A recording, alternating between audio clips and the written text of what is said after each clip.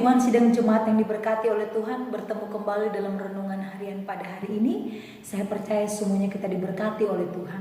Oleh karena itu, mari terus kita siapkan hati kita di dalam memuji Tuhan. Saat ini kita mau puji Tuhan, kita katakan anggur baru tercurah.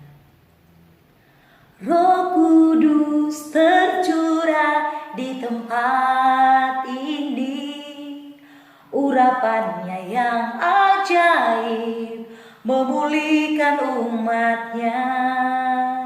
Roh Kudus tercurah bagi gerejanya, membangkitkan umat pilihannya. Hari inilah harinya Tuhan, saat pembebasan tiba. Belenggu dosa telah dipatahkan, mari bersorai bagi Dia. Oh, anggur baru tercurah, penuhi umatnya dengan sukacita.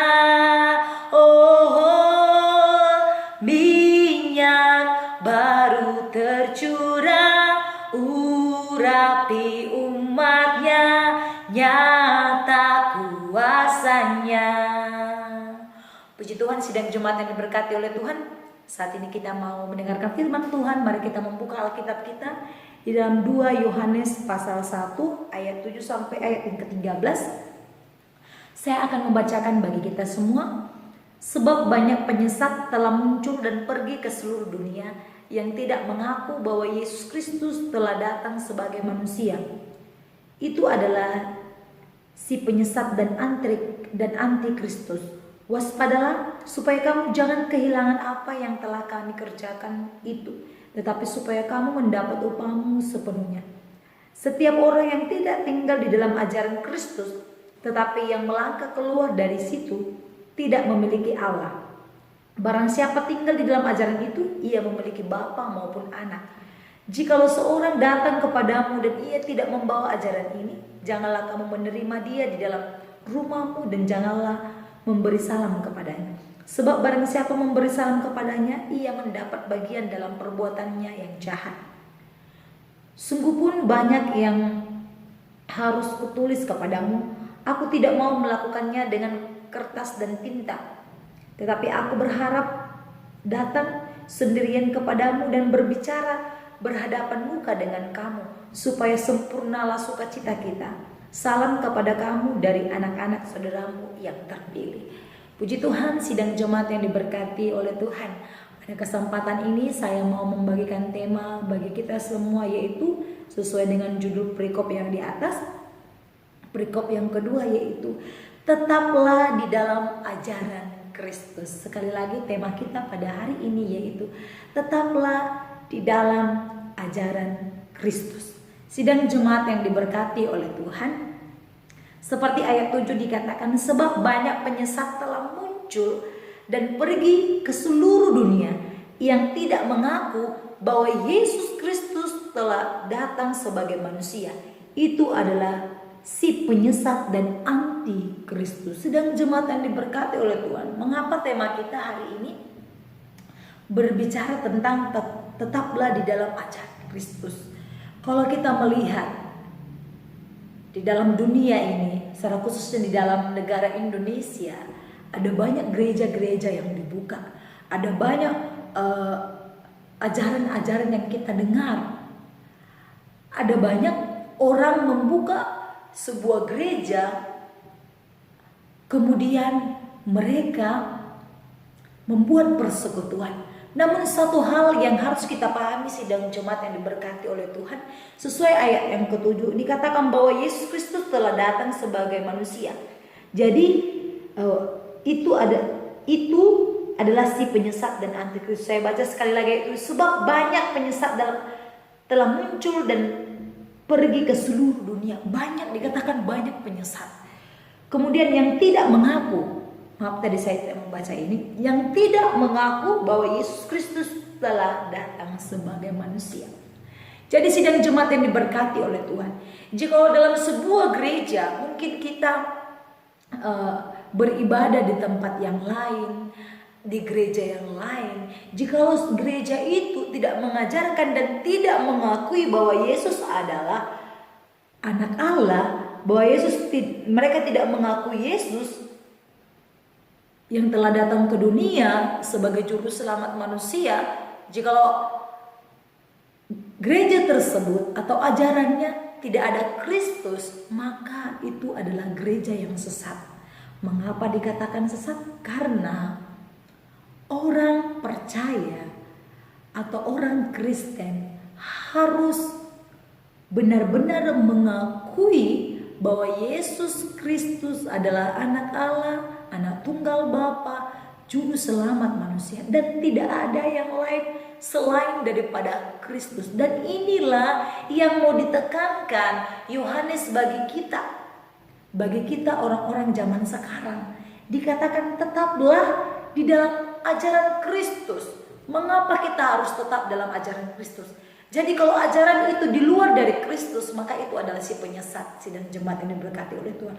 Oleh karena itu mari kita tetap, kita kuat dan kita berakar. Maka ketika penyesat itu datang, dikatakan di seluruh dunia mereka sudah pergi. Kita mungkin melihat ada banyak gereja-gereja yang sudah dibuka. Namun pertanyaannya, apakah mereka mengajarkan bahwa Yesus Kristus adalah juru selamat kita? Nah, jikalau kita beribadah di suatu gereja dan mereka tidak mengajarkan bahwa Yesus adalah juru selamat, maka gereja itu adalah gereja penyesat. Oleh karena itu jangan kita sampai tertipu, terlena oleh kata-kata yang indah, kata-kata yang manis. Namun mari kita dengarkan firman Tuhan baik-baik. Apakah dalam setiap penyampaian firman Tuhan ada Kristus di dalamnya?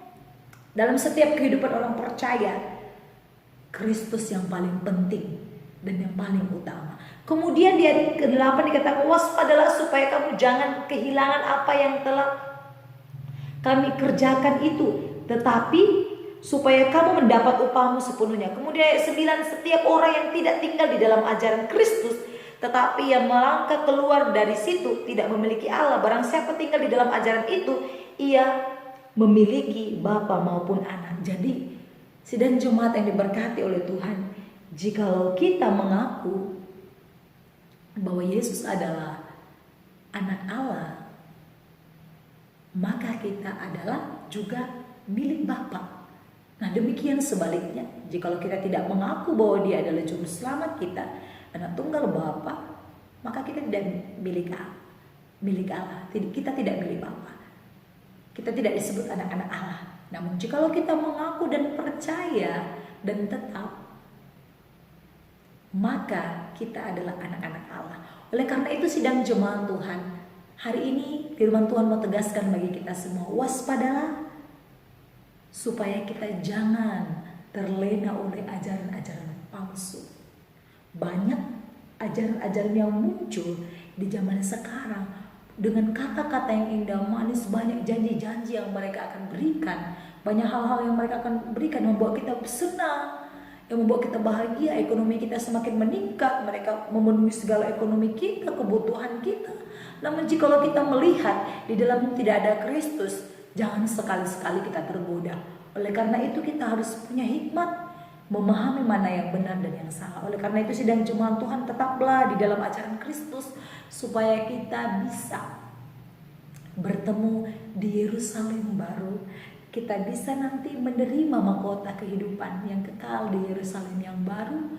Tetaplah dalam ajarannya, jangan kita menyimpang ke kiri dan ke kanan. Mari fokus kepada Yesus Kristus sebagai juru selamat kita. Puji Tuhan, demikian firman Tuhan pada hari ini. Mari kita berdoa.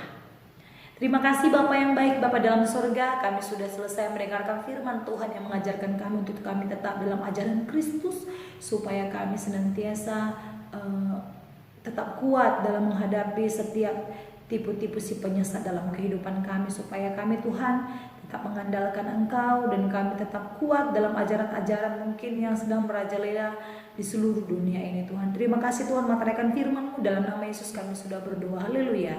Amin. Shalom, Tuhan Yesus memberkati. Roh Kudus tercurah di tengah